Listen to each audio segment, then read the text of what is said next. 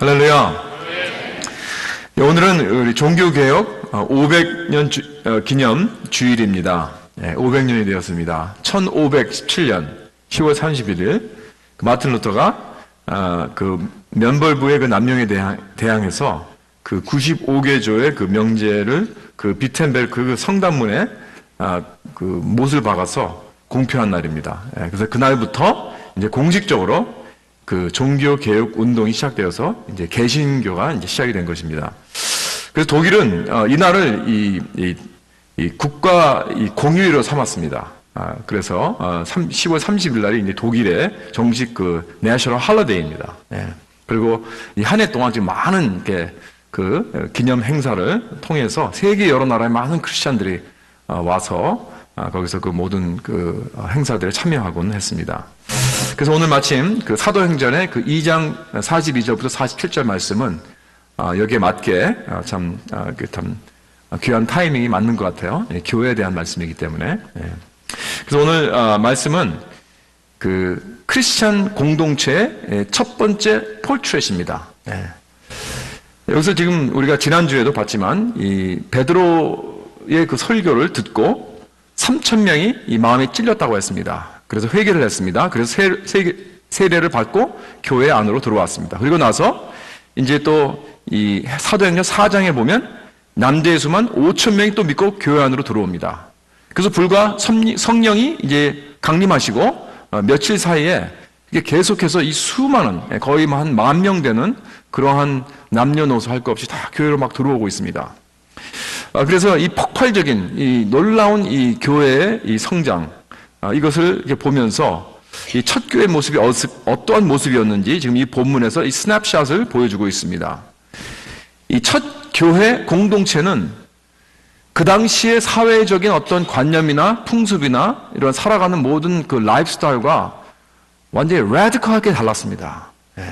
완전히 이 사회적, 문화적 영향을 뒤집어 엎었습니다. 그리고 굉장히 어트랙티브한 그런 삶을 살았습니다. 그 세상 사람들은 그 크리스찬들의 삶을 보고 굉장히 이끌렸어요. 왜냐하면 예전에도 보지 못한 그러한 삶을 살고 있기 때문에 정말 이끌렸습니다. 그래서 이 성령이 충만한 공동체는 이렇게 세상의 눈길을 끌게 되어 있습니다. 자, 이들이 무엇이 달랐을까요? 이 성령 공동체의 특징은 무엇일까요? 이 첫째로 이들이 42절에 보니까 영어로 보면 이렇게 시작합니다. They devoted themselves 그랬어요. 그러니까 오로지 힘썼다는 것입니다. 이 말은 그 의미는 특별하게 구별을 해서 드렸다는 것입니다. 자기 자신을 드렸다는 의미입니다. 마치 나시린이 하나님께 그 자기 자신을 드린 것 같은 그런 헌신하는 모습입니다. 그러면 무엇을 헌신했는가? 첫째, 이들은 사도의 가르침에 헌신을 했습니다. 사도들은 이들에게 무엇을 가르쳤습니까?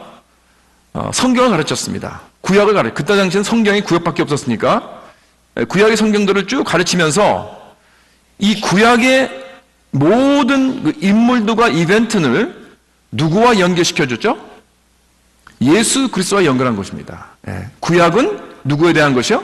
예수 그리스도에 대한 것이기 때문에. 그래서 구약의 그 모든 말씀과 약속의 성취는 예수님에게 있다는 거예요. 예수께서 다 이루셨다는 것이고 바로 예수 그리스도를 목표로 하고 포인트를 하고 있습니다. 그래서 구약은 다 예수 그리스도의 그림자입니다. 그래서 이러한 것들을 구약을 가르쳤어요. 그 다음에 사도들을 가르치면 예수 그리스도의 삶입니다. 그의 탄생과 그의 일생과 또 그 고난과 십자가에서 죽으심 그리고 부활 이렇게 해서 그 복음의 핵심 예수 그리스도의 삶을 통한 이 예수 그리스도의 사심과 죽으심과 부활하심 이 복음의 내용을 가지고 구원이란 무엇인가, 죄란 무엇인가, 또 죄를 위해서 구속이란 무엇인가, 예수 그리스도 우리 모든 죄를 위하여 십자가에서 돌아가셔서 완전히 그 대속하신 그 사건, 그리고 부활하신 그 사건, 그것을 가르쳐 주었습니다. 그 다음에 사도들의 가르침은 이 오순절날 성령 강림 사건과 그 의미에 대해 가르쳤고, 그 다음에 이 교회의 탄생, 이 교회란 이 교회가 무엇인가?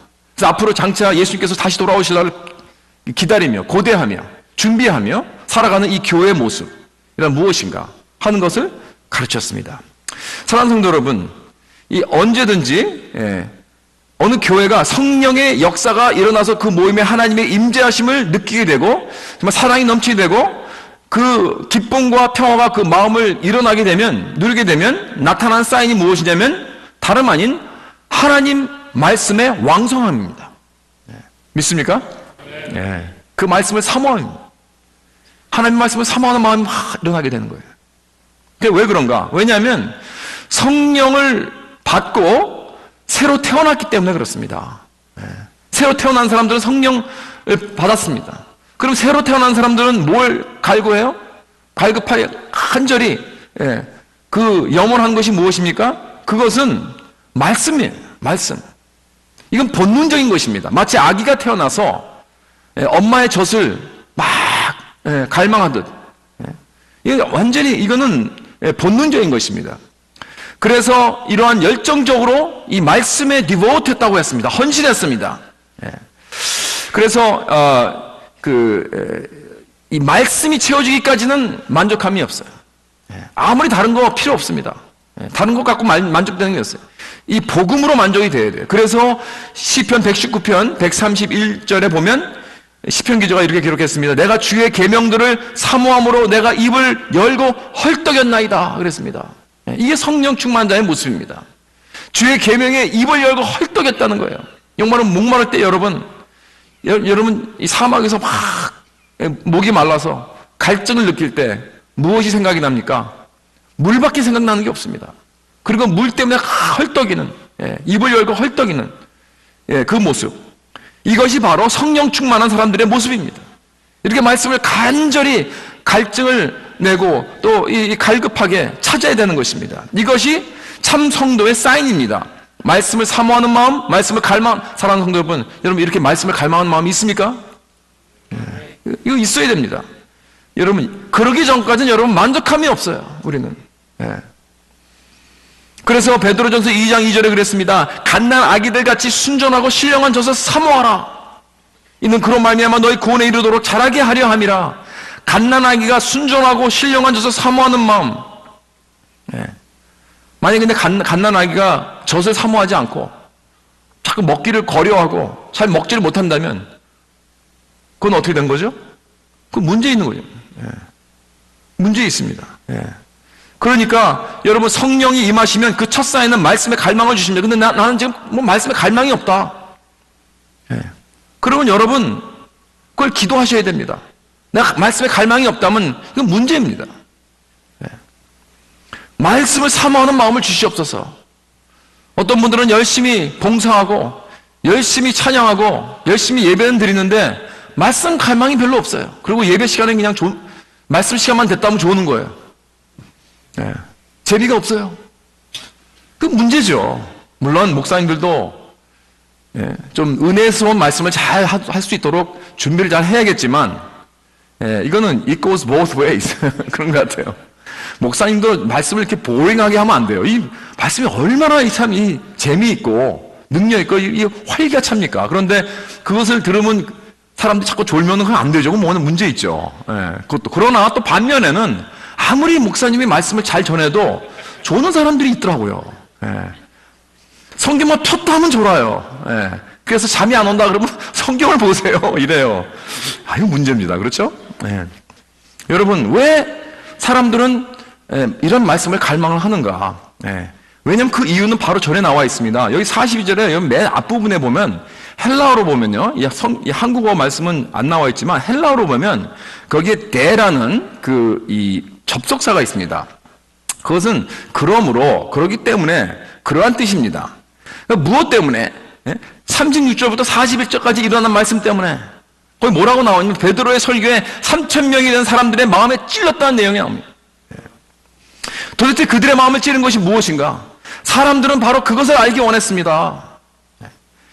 이것이 바로 복음의 진리인 줄 믿으시기 바랍니다. 이 복음은 절대로 밀리지 않습니다. 여러분, 이 복음은 나보다 강합니다. 어떠한 것보다 더 강합니다. 복음은 마치 화물 열차가 막 달려오는 것 같아요. 여러분, 화물 열차가 막 달려오는데 여러분 앞에 쓰면은 누가 날아갑니까? 누가 날아갈 것 같아요? 이 복음의 진리가 이거예요. 복음의 진리가 이 화물 열차보다 더 강합니다. 그런데요, 매주일마다 놀라운 기적이 일어나고 있어요. 그거 뭔지 아세요? 그렇게 복음이 날아가는데도 발 앞에 서가지고 껐떡 안 해요. 네, 껐떡 안 해요. 이게 기적입니다. 그렇죠? 네.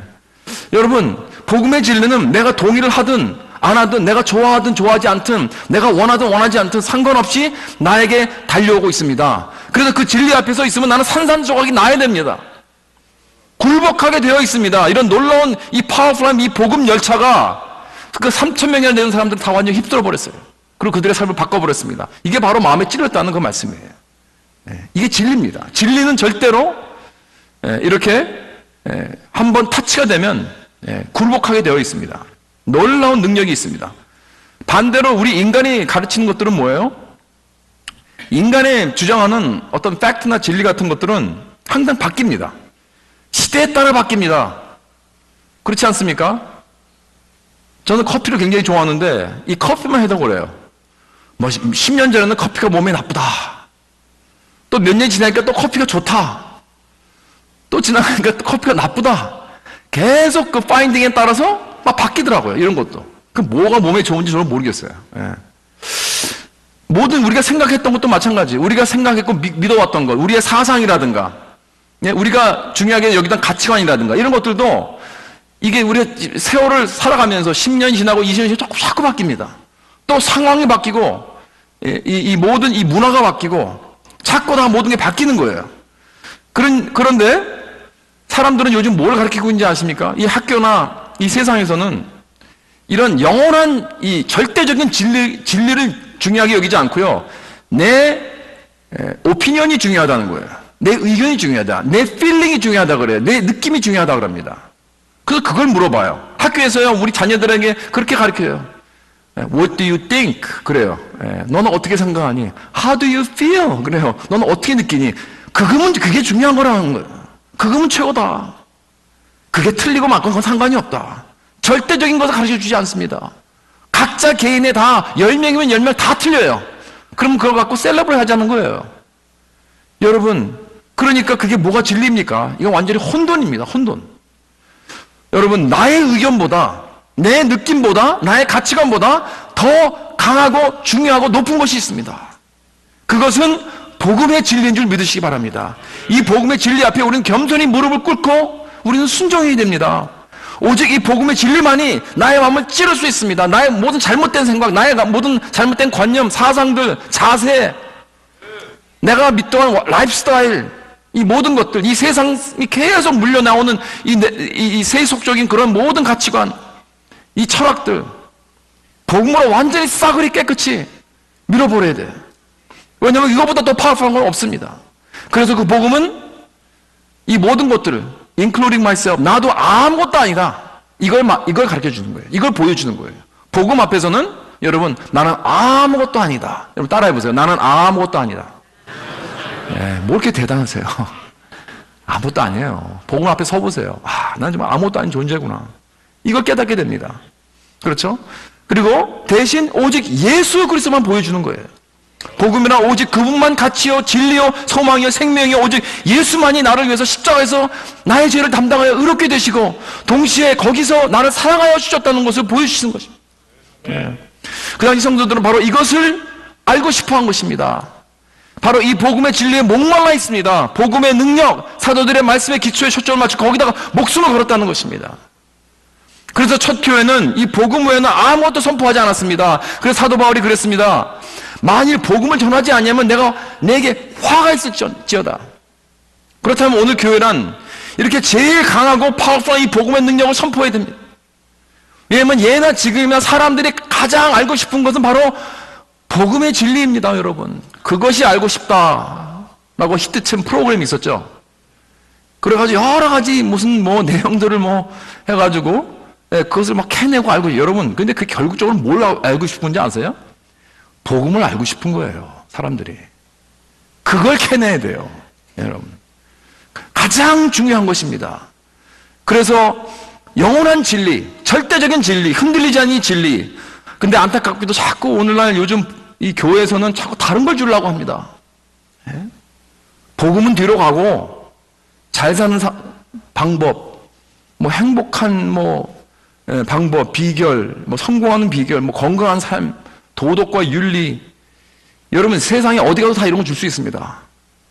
오직 교회만이 복음을 가지고 있습니다. 예, 근데 교회에서 자꾸 다른 거 주려고 그래요. 아닙니다. 오늘 우리는 복음으로 승부를 걸어야 합니다. 왜냐하면 사람들이 필요한 것이 바로 그것입니다. 그리고 성령이 임하시면 성도들은 바로 그것을 갈망하게 될 것입니다. 그렇게 할 때 세상은 자꾸 찔리게 되고 우리 교회는 든든하게 서가게 될 줄 믿습니다. 그 다음에 두 번째로 성령이 임한 교회의 표적은 자꾸 모이기 원하는 거예요. 예. 교제입니다. 교제. 그렇죠? 42절과 46절에 보면 서로 교제하고 떡을 떼고 기도하기 힘쓴다 그랬습니다. 그리고 46절에 날마다 마음을 같이하여 성전에 모이기를 힘쓴다고 했습니다. 그리고 집에서도 같이 떡을 떼고. 이게 뭐예요? 이게 성령께서는 우리를 자꾸 모이기를 힘쓰는 쪽으로 우리를 이끌어 가세요. 그래서 성령이 충만하면 자꾸 모이고 싶어요. 자꾸 만나고 싶습니다. 예. 자꾸 보고 싶어요. 한 번 보고, 두 번 보고, 자꾸만 보고 싶어요. 예. 왜 웃으세요? 이게 성령이 하시는 일이에요, 이게. 예. 우리는 왜? 살아있는 공동체니까. 그래서 여기서 말하는 이 성도의 교제는 세상에 말하는 그런 이런 사교 모임과 다른 것입니다. 왜냐하면 이건 뭐냐면 말씀을 받아들이고 회개하고 구원받은 성도들, 말씀으로 변화받은 성도들만이 경험할 수 있는 이 영적 교제입니다. 이거는 성령을 받고 은혜를 받은 사람만끼리 뭔가 통하는 그런 모임이에요. 예. 그렇기 때문에 우리가요 서로 말은 안 통해도 서로 우리가 문화는 달라도 성교지에 가보세요. 거기서 함께 이 예수 믿는 사람들끼리 같이 함께 예배를 드리잖아요. 뭔가 통하는 게 있어요. 예. 같은 하나님을 찬양, 비록 언어는 다르고 음악도 다르고 언어도 다르지만 그 사람들이 막 전하는 메시지라든가 뭐 찬양하는 그 모습이라든가 하나님께 기도하는 모습 보면 다 똑같아요. 다 통하는 게 있어요. 아, 우리는 하나구나. 예. 이 통하는 게 있습니다. 그래서 우리는 성령은 우리를 자꾸 이 교제로 이끌어 가십니다. 그래서 우리 교회는 예배 중심으로 모이는 모임이 있고요. 말씀 중심으로 모이는 모임이 있고요. 또 기도 중심의 모임이 있습니다. 주일 예배, 수요 예배, 새벽 기도, 제자 훈련, 양육반, 중보기도, 성경 공부, 목장 모임, 여성 큐티 뭐 이런 모임들이 자꾸 있어서 일어나서 모이는 거예요. 저는 요즘 이렇게 계속 우리 주보에도 나오지만 뭐 모임들이 많이 늘어나고 있어요. 너무나 감사합니다. 이게 뭐예요? 자꾸 살아있다는 이 증거입니다. 살아있으면 모이는 것입니다. 근데 여러분 만약에 내가 크리스찬이라고 하면서 모이는 것에 힘쓰는 마음이 없다면, 내가 사람 만나는 것이 자꾸 싫다면 그것은 나에게 문제가 있는 것입니다. 성령이 역사하시면 그리스도인은 반드시 모이기를 힘쓰게 되어 있습니다. 내 안에 내 생명을 소유하는 것은 이 다른 크리스천과 연합을 중요하게 생각을 합니다. 내가 하나님을 사랑한다고 하고 내가 하나님의 자녀라고 하면서 내가 교회를 안 나간다면 그것은 건강한 신자가 아닙니다. 그래서 사도 요한은 요한일서 1장에 이렇게 편지를 시작합니다. 우리가 보고 들은 바를 너희에게도 전함은 너희로 우리와 사귐이 있게 하려 함이니 우리의 사귐은 아버지와 그의 아들 예수 그리스도와 더불어 누림이라 그랬습니다. 그러니까 우리는 아버지와 그의 아들 예수 그리스도와 사귐이 있기 때문에 우리는 너희에게 복음을 전하여 너희와도 사귐을 갖기 원한다. 이게 필요하다. 그래서 하나님과의 이 관계라는 것은 이런 수직적인 관계라는 것은 우리의 수평적인 이 horizontal relationship, 수평의 관계를 계속해서 더욱더 같이 가는 거예요.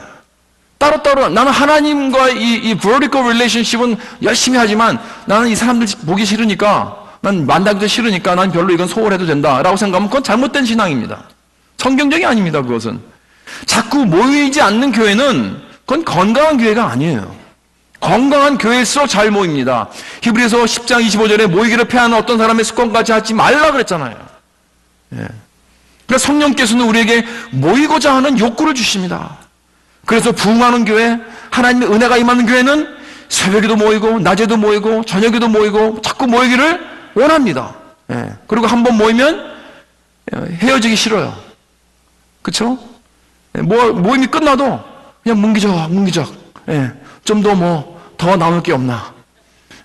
또 2차로 갈 데가 없나? 같이. 그러면서 이렇게 같이 서로 교제를 나누고 싶어 합니다. 목장 모임도 자꾸 모이고 싶어 하고, 여러분, 한 달에 한 번 모이는 게 너무 자주 돌아온다고 생각하면 그 목장은 문제가 있어요. 그런데 매주 모여도 더 모이고 싶어. 그 모임이 기다려져. 그게 건강한 목장입니다. 그렇죠? 여러분은 어떤 목장입니까? 여러분, 예배가 끝나고 잽싸게 나가는 사람들이 있더라고요. 제가 축도하면서 못 보는 것 같죠? 축도가 끝나기 전에 살짝 빠져나가는 분들이 혹가다 있는 것 같아요. 여러분, 물론 일을 가셔야 된다니까 급하게 가는 것도 중요하지만, 여러분, 은혜를 받으면 좀 남아야 됩니다. 나눠야 됩니다. 은혜를 받았다면 좀 남아서 교제하고 좀 나누고 싶어 할 것입니다. 그래서 수요 저녁 예배 때도 예배를 마치고 나서 친교실에 가보면 사람들이 싹 없어질 때가 있어요. 그러면 내가 설교를 주고 쌌구나 그날 저녁에. 그런 생각이 드는 거예요. 은혜를 받지 않으면 그냥 집에 가고 싶은 거예요. 그러니까 제 잘못이죠. 그러나 좀 은혜를 받으세요. 은혜를 받고 그냥 남아서 함께 좀 나누고, 그렇죠? 자꾸 성도들과 만나고 이야기하고, 그게 은혜가 넘치는 교회입니다. 그래서 성경에서 모이기를 패한 자가 되지 말라고 했으니까 우리는 평안에 매는 줄로 성령이 하나 되게 하신 것을 힘써 지키라. 여러분, 성령이 이미 우리를 하나로 만들어 주셨습니다. 우리는 하나가 되었습니다. 그래서 우리가 해야 할 일은 무엇이냐? 하나가 된 것을 힘써 지키면 되는 거예요. 어떻게 해요? 자꾸 모여야죠. 자꾸 모여야 하나가 되는 것입니다. 초대교회는 정말 다양한 사람들이 교회로 다 들어왔습니다. 전 지역에 퍼져 있는 사람들이, 언어도 다르고 문화도 다른 사람들이 다 들어왔어요. 그래서 빈부 귀천 남녀노소 할 것 없이 사람들이 막 3,000명 5,000명씩 막 들어오고 있습니다. 이들이 하나가 될 수 있는 것은 무엇인가? 자꾸 교회에 모여서 하나가 되는 것입니다. 같이 모여서 같이 먹고, 같이 모여서 서로 예배드리고 기도하고, 이 모이는 데 능력이 있다는 거예요. 왜냐하면 생명이 있기 때문에 모이는 것입니다. 명령 때문에 모이는 것이 아닙니다. 책임 때문에 모이는 것이 아닙니다. 어떤 전통 때문에 모이는 것이 아닙니다. 목사님의 눈치 때문에도 모이는 것이 아닙니다, 여러분. 초대교회는 그런 게 없었어요. 이들은 서로 모이기를 원했습니다. 모이지 말라 그래도 모입니다, 초대교회는. 왜? 생명이 있기 때문에. 살았다는 증거예요. 성령이 있기 때문에 모이는 거예요. 그들은 많이 달랐지만 이렇게 매일같이 이렇게 집에서 만나고 성전에서 만나고 모이기 힘썼다는 사실입니다. 무엇이 그들을 하나로 만들었는가? 십자가의 복음으로 인한 사랑인 줄 믿으시기 바랍니다. 모여서 뭐를 합니까? 모여서 뭐를 해요? 다른 거 하는 거 아니에요. 잡담하는 거 아닙니다. 모여서 스포츠 이야기나 하고 골프 이야기나 하고 여행 간 이야기나 하고, 물론 그런 것도 하지 말라는 건 아니지만 그걸로 끝나면 안 돼요. 모여서 간증하는 것입니다.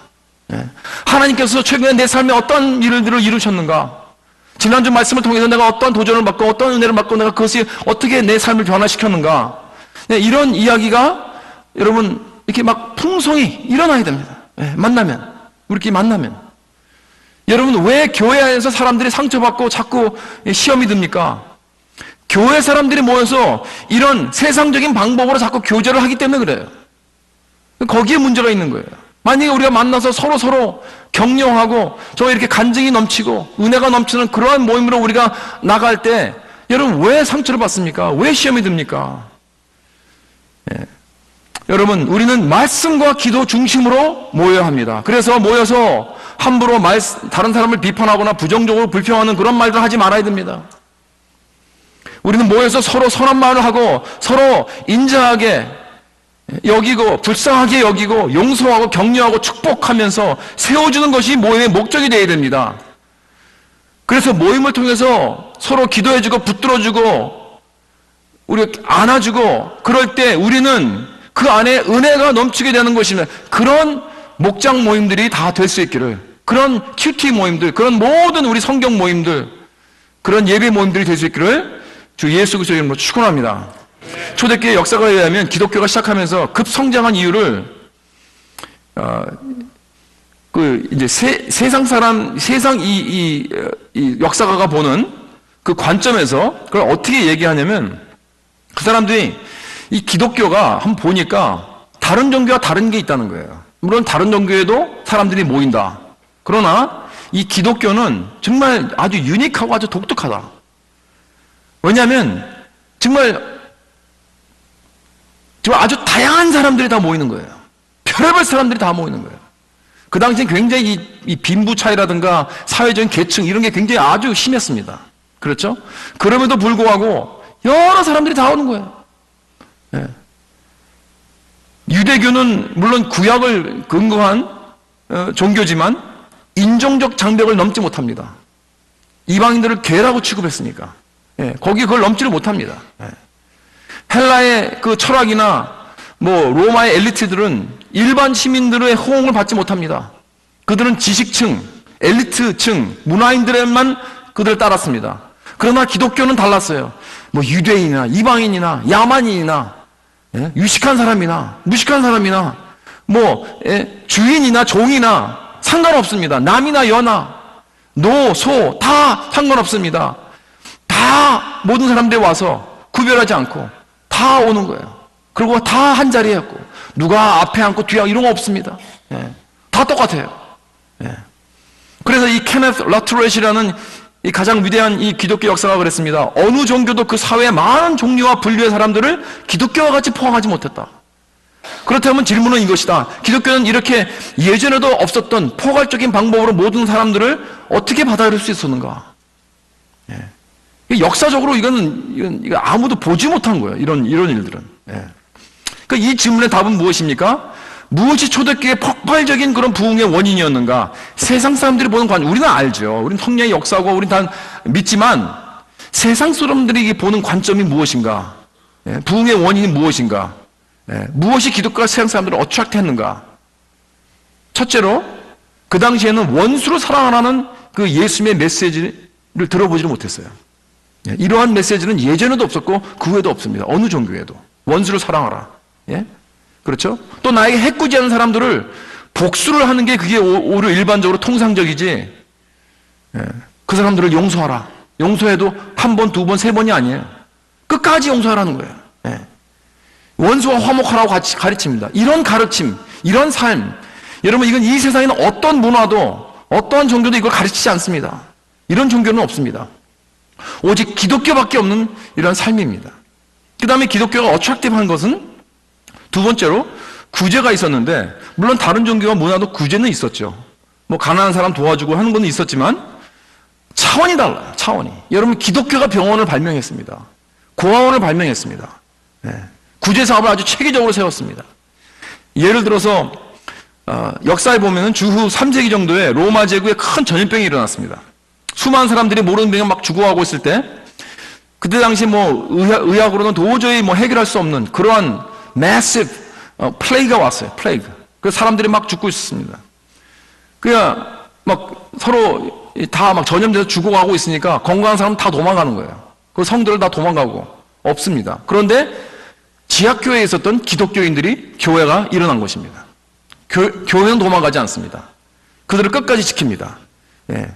시체들이 막 널려 있는데도 죽어간 사람들을 돌보고 그 사람들을 먹이고 그 사람들을 돌보고 간호하고 자기네들도 그러면서 죽어가는 거예요.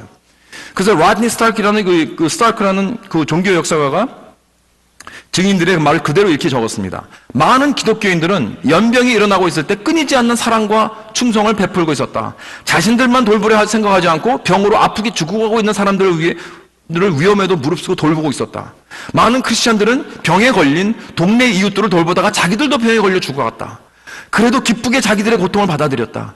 이렇게 자기들의 목숨도 잃었다. 교회의 장로들과 목사들도 그렇게 죽어갔다. 이런 로마 제국에 속해 있는 이 도시들의 사람들이 그것도 자기들을 핍박하는 사람들입니다. 그렇죠?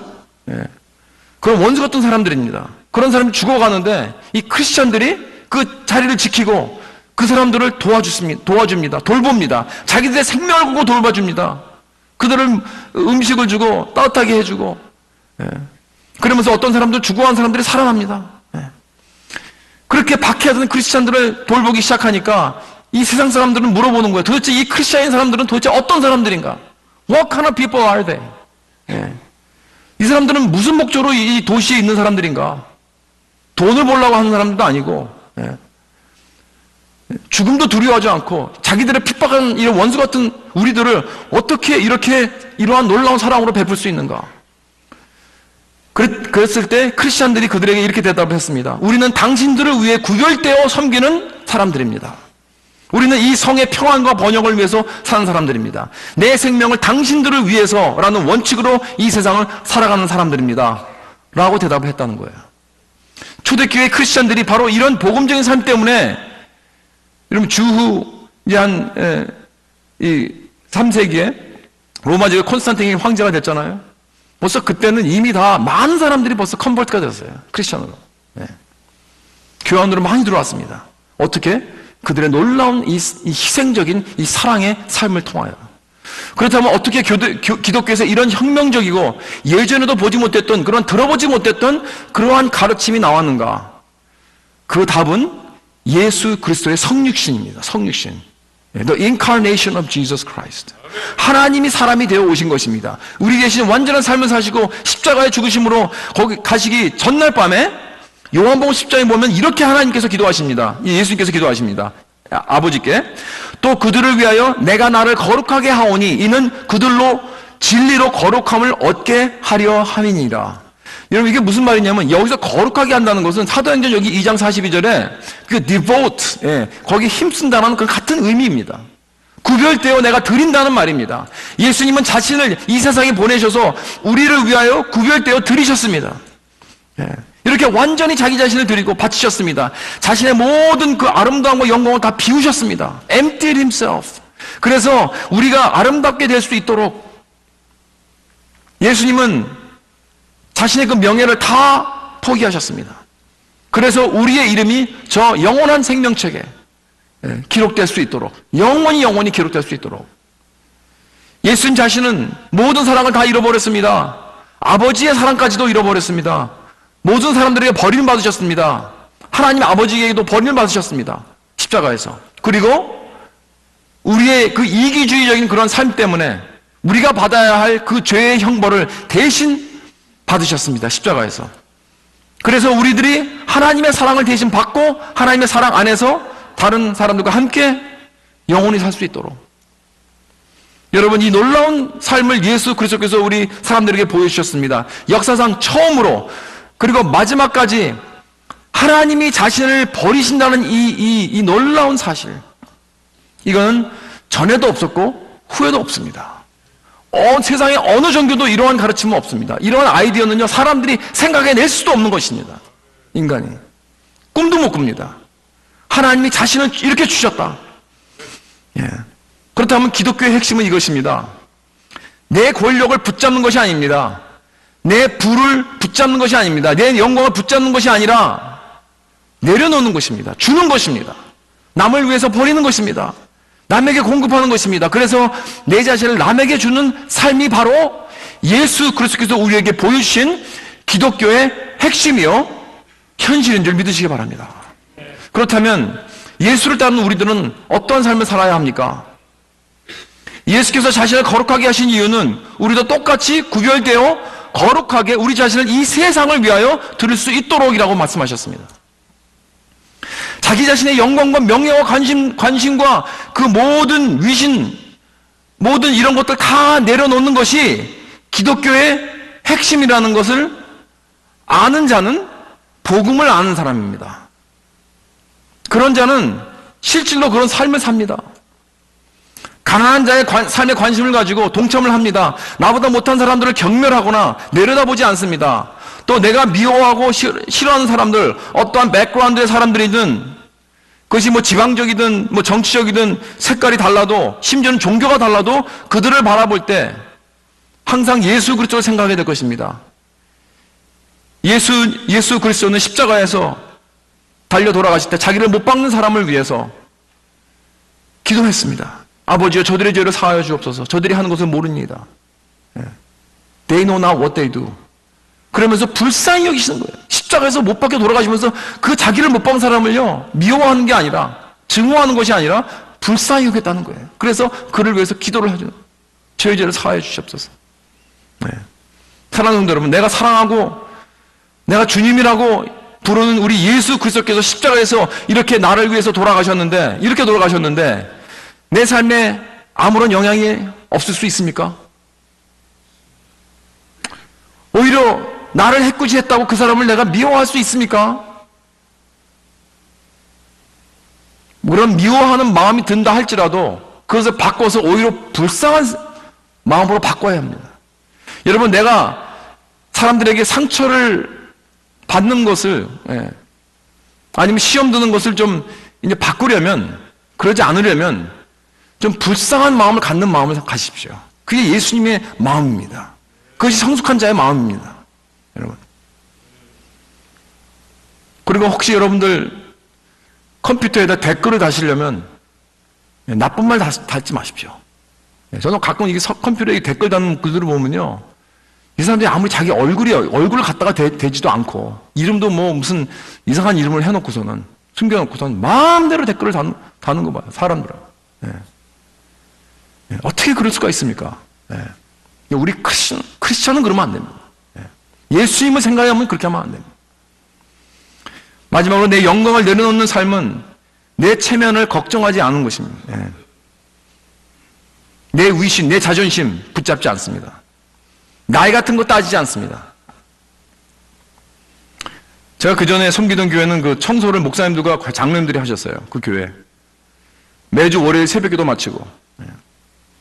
근데 어떤 권사님이 늘 나와서 도와주셨는데 그분은 여자 화장실을 꼭 청소하셨습니다. 왜냐하면 이 목사님과 장로님들이 그 여자 화장실까지 하는 거는 좀 마음에 걸리셨던 것 같아요.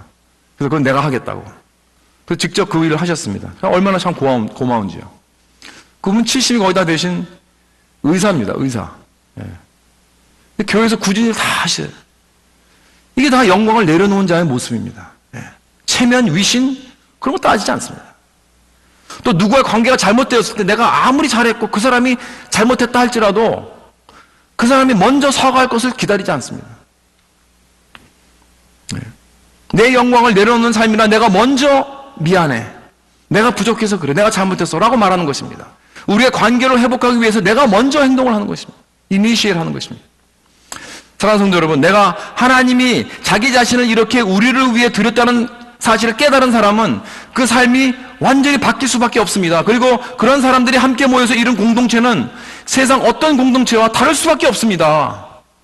그런 교회는 어떤 모든 교단을 떠나서 밸런스를 잘 맞춥니다. 그건 감리교회든 장로교든 침례교 상관이 없어요. 여기 보면 이 사도들의 이 첫 교회, 이 첫 교회 모습을 보면요, 놀라운 밸런스를 이루고 있다는 걸 우리가 볼 수 있습니다. 그들은 사도들의 말씀에 헌신한 사람입니다. 그렇죠? 교리적으로 아주 정통입니다. 장로교 같죠? 그들은 다이내믹한 예배와 찬양과 기도를 열심히 했습니다. 순복음파나 무슨 성령파 같죠? 아주 교제가 또 아주 좋습니다. 맨날 만나고 떡을 떼고 합니다. 침례교 같습니다. 그리고 열심히 전도합니다. 또 구제합니다. 자기 재산을 다 나누어줍니다. 감리교 같습니다. 여러분, 이렇게 성령 충만한 교회는 이 모든 것을 다 힘써 잘 밸런스를 하는 것입니다. 그럴 때 자기 자신을 주신 예수 그리스도를 닮아가는 것입니다. 우리 CMC는 그런 공동체의 아름다운 모습을 보이는 그러한 교회가 될 수 있기를 주님의 이름으로 축원합니다.